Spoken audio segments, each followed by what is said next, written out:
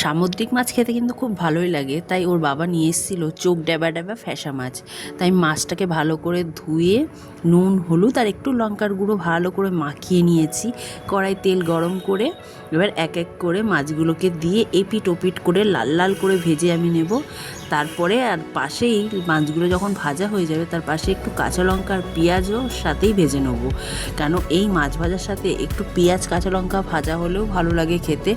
গরম গরম ভাতের সাথে এরকম মাছ ভাজা খেতে খুবই ভালো লাগে, কেন এই মাছে একটু কাঁটা হয়, তাই কড়া করে ভেজে নিলে আর কাঁটাটা মুখে লাগে না, এমনি খাওয়া হয়ে যায়। এই যে আমার ভাজা হয়ে গেছে, তুলে নিচ্ছি। এবার গরম গরম ভাতের সাথে খাওয়া দাওয়া শুরু করে দেবো।